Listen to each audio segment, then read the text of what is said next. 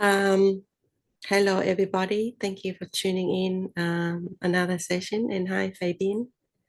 Hi, Kishin. Okay, so a suggested topic to talk today is on addictions, right?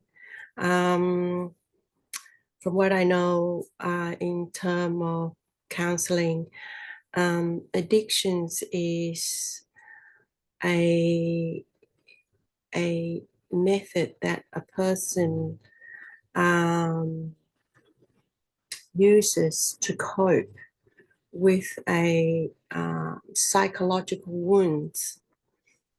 So if you have something experience, and if you have a traumatic experience and that causes a wound in your mind, and maybe you were too small to cope with it, as in childhood trauma, then that wounds would still act on you unconsciously, of course, and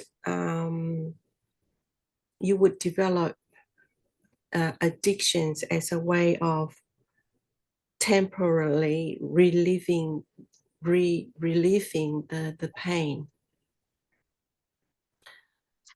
So that is what we see addiction.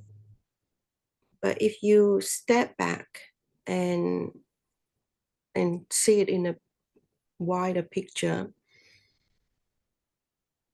we are addicted to a lot of things, right? We're addicted to our senses. We're addicted to knowledge. So anything that is very strong attachment and that we can't live with, or we're going to withdraw if we are without it, then that's addiction. And ultimately, you can say we are all addicted to life, right? Yes.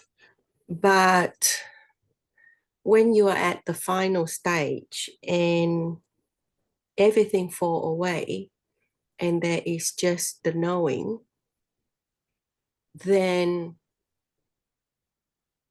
you can see that consciousness want to exist, and the way it exists is for it to know. So in knowing, there is perception, right? It's like you know something, and that so the consciousness in a sense is addicted to knowing, right? Yes, that's interesting. It want to exist. It crave to exist. So every time it lands on a certain objects, then it want to know automatically. Can't help it. Yes, that's true. Uh, so yes, in a sense, when somebody is addicted to substance or addicted to shopping or addicted to eating, it's quite dysfunctional in the sense that you know, relationship broken, and you damage your body, and there's lots of repercussion to addictions. But you can look at on a wider scales our addictions to life and our addictions to sense desires and our addiction to knowledge is what kept this wheel rolling. Yeah, that's right. Yeah. It's very good what you say. So yeah, I really feel what you say. So yeah. Some questions already popped up, but I didn't want to interrupt you there. So yeah.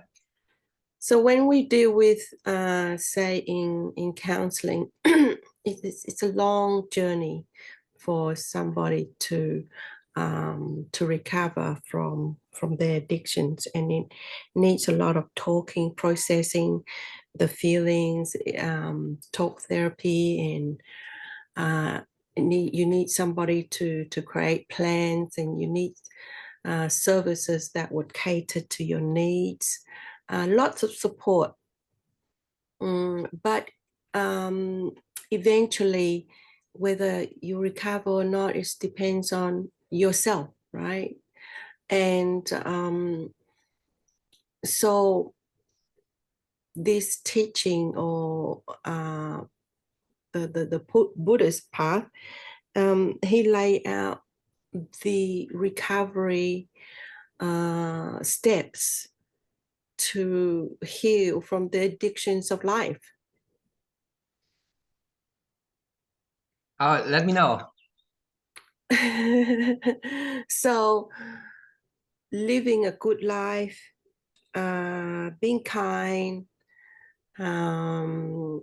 mindful, meditation, that is his antidote to the craving and the addictions.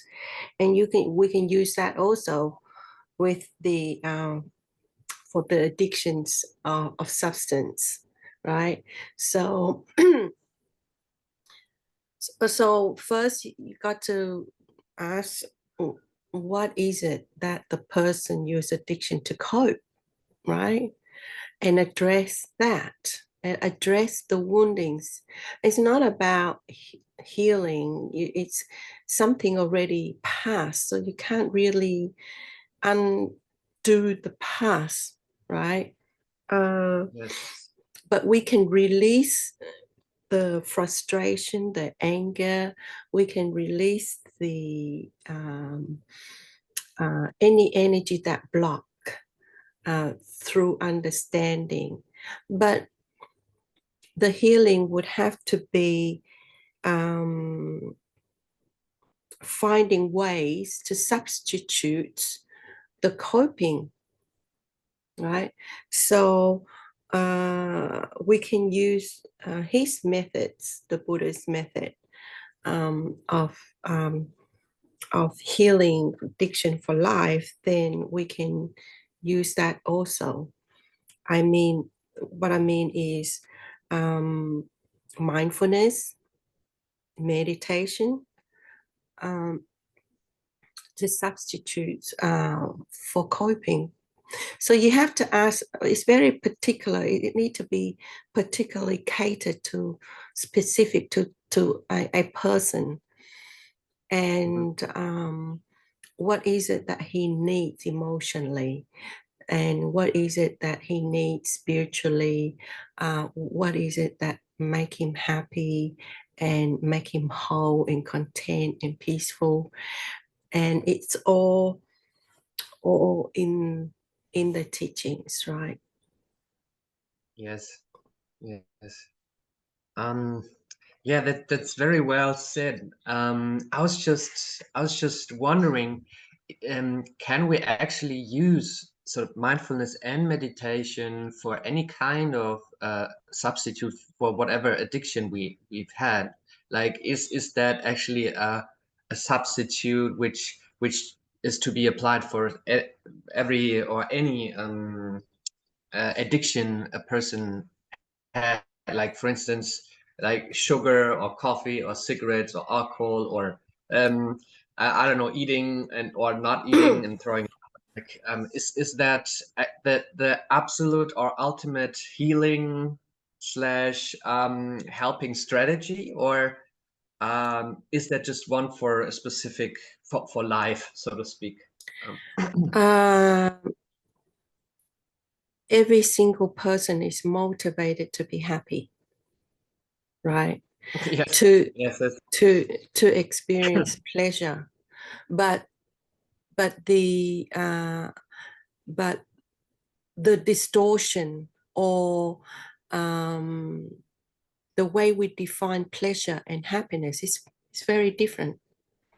Mm-hmm. For example, my happiness and my pleasure is very simple, right?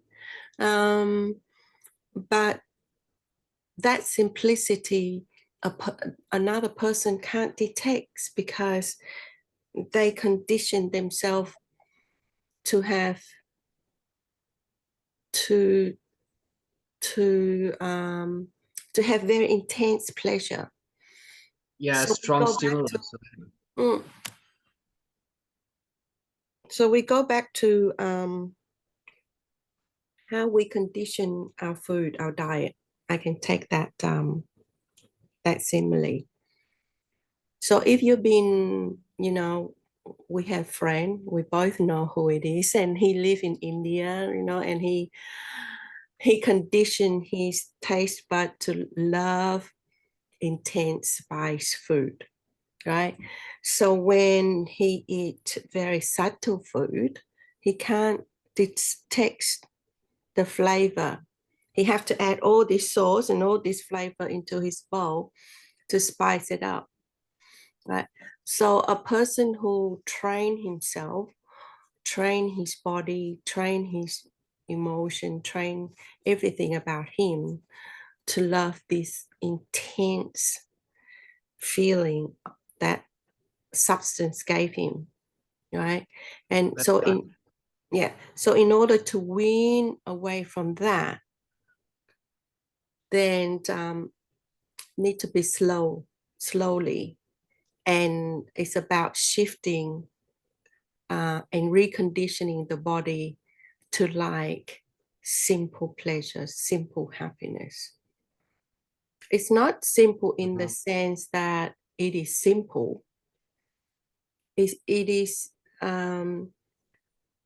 when we meditate and we learn to be in the present, what happened is we lower our baseline of functioning. I don't know if you understand that concept. So when a person use drugs, they increase their baseline of normality. So Yes, so they need drugs in order to just be normal, to just go yes, to work, to just function like an average person, because the drugs raise their level of normality. But that's right. when you meditate and you learn to be in the present and you value present moment, you lower it, right? You lower it below the average.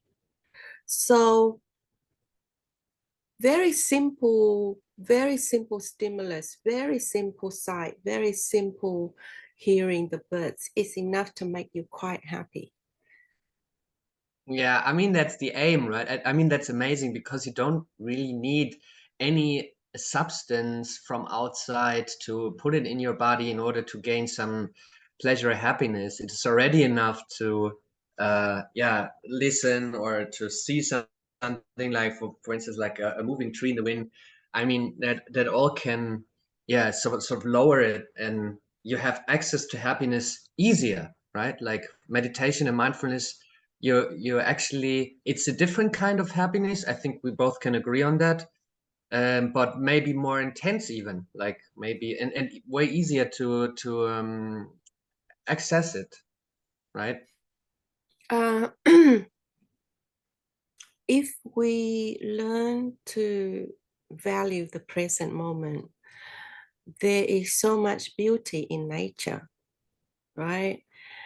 If you look at the dewdrop in the morning, the way the sun shines through it, or if you look at the way the sun glitter on the surface of the ocean, or it glittered, or the tree rattles, it's like music, and the glitter is like diamonds. So um, it's just a matter of It's like you have to condition your body to like celery, to like spinach, to like fruits. It's the same thing. It's the same thing. It's just about reconditioning the body to like the present moment, to appreciate nature. Yes, and I think if a person really trains that, sometimes that can happen quite spontaneously. I remember that when I was in Australia, I was staying in a piece of land, and I was staying in a tent, and then it was kind of like dark green, and the color actually you're wearing, so beige, kind of Mm-hmm. like, yeah. And there was some rain coming, and I was sitting in meditation maybe for 2 hours or so, and then the sun all of a sudden came out. I opened my eyes and look at the wall on the tent, which had your color on, and this raindrops, they appeared to be in a shining gold.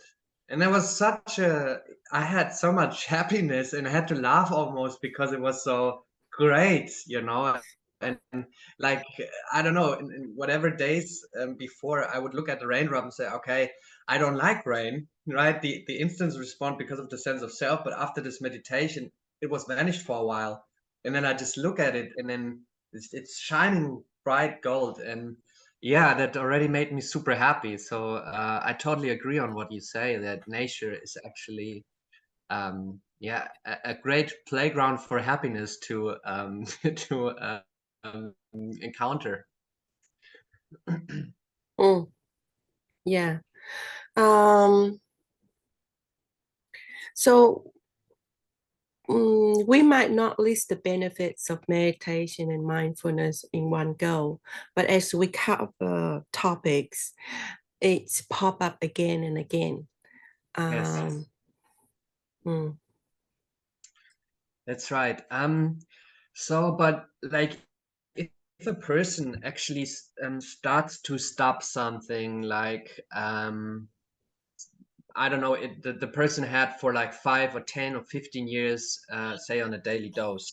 And then the person knows it harms his body, it harms his mind, it does create financial problems, it does create social problems if he would continue with his addiction. So he stops it.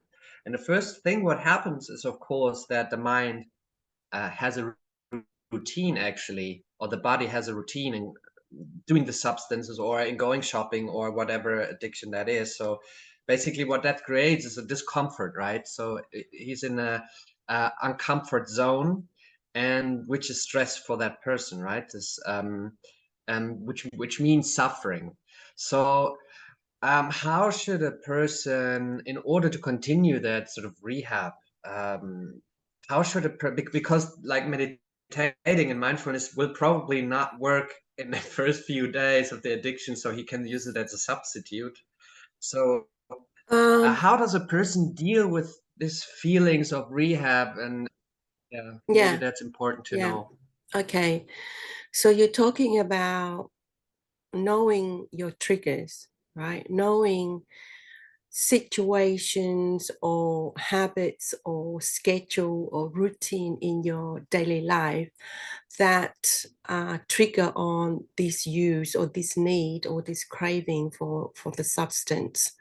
You know yourself, like the person would have to know, and they would know what triggered them, like for smoking, after a meal, or for drinking when they're stressed, or after Mhm. work.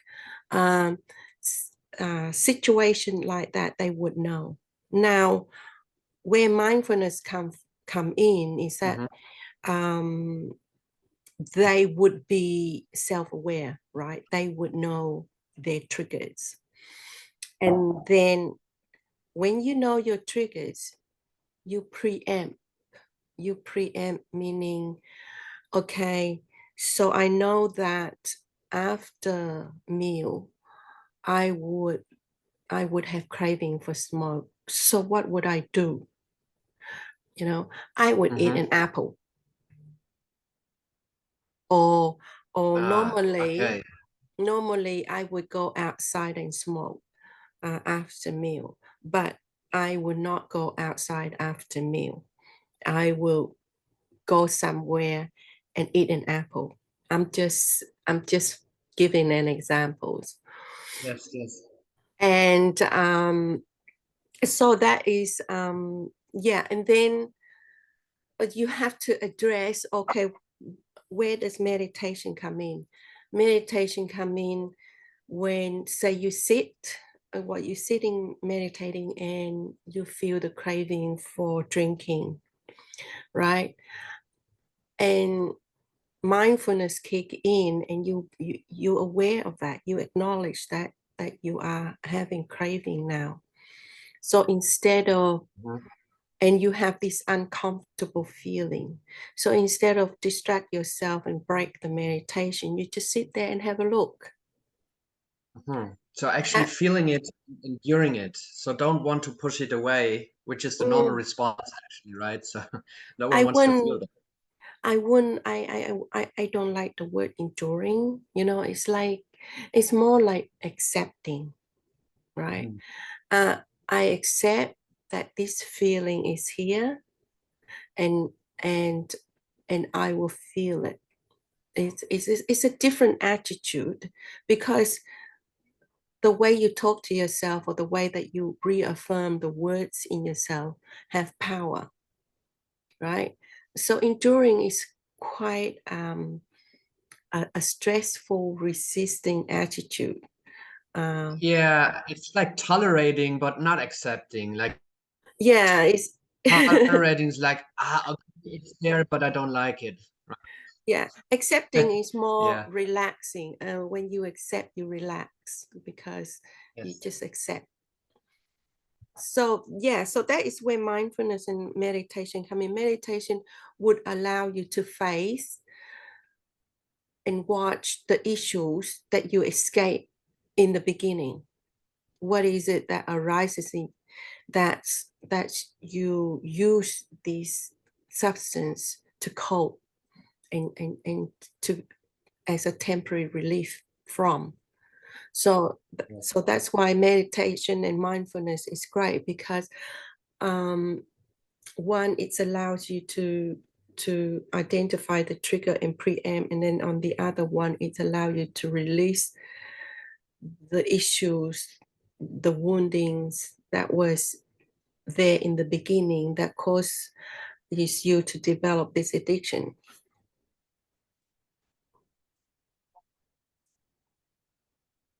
That's right. Yeah. So actually, via mindfulness and via meditation, you're actually awaking this ability to not be steered by emotions or feelings, right? So they don't drive you. Again, this example with the puppet player, right? So with mindfulness and meditation, so you know the puppet player, so you don't gonna dance to his tunes and sort of yeah fall for his tricks, right? Um, it'll be hard. It'll be hard not to act from your feeling, because it's such a driving force for everybody.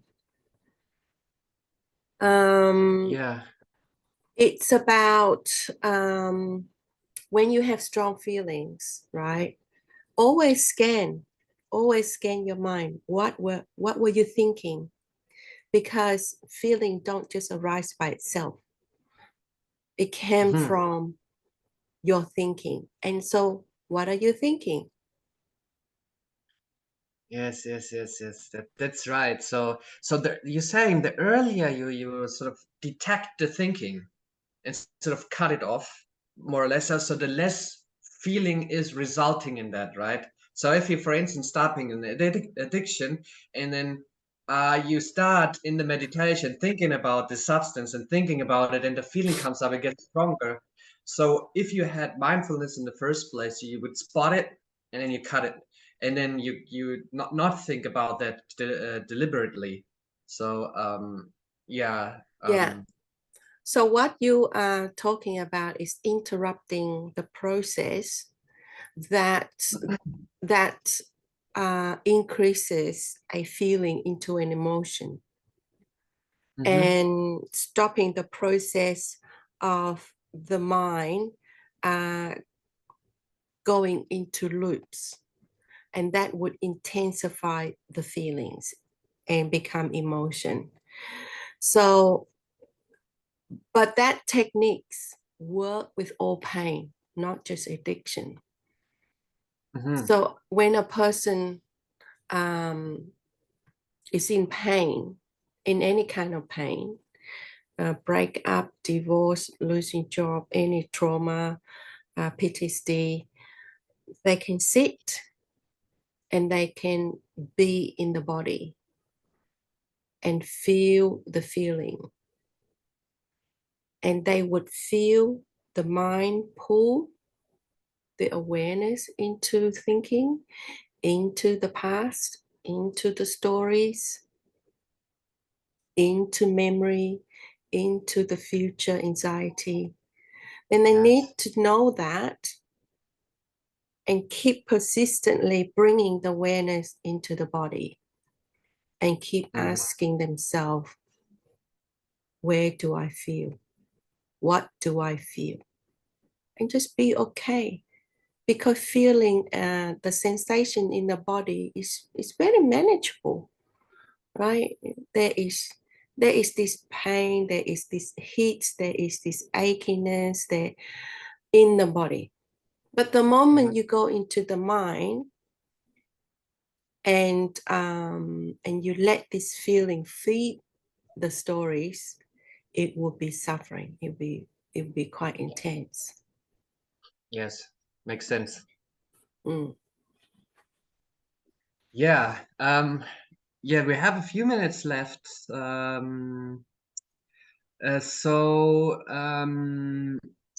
What is so basically the way we treat ourselves, I think, is very important to maybe mention there too. So so we partially covered it, but Yeah. so the way we treat ourselves, right, is very crucial to sort of stop the addiction, or to have a certain amount of compassion, right? Because otherwise we're so hard to ourselves that it creates again feelings, which creates emotions, which creates a bad spiral, right? Yeah, if we are hard to ourselves, we kind of like ended up doing the double whammy kind of thing. Um, you realize that you relapse, and then you feel guilty and shame, and then you go into beating yourself up, which make you feel even worse. So um, it's always with this, like we talk about developing the mind, but developing the mind is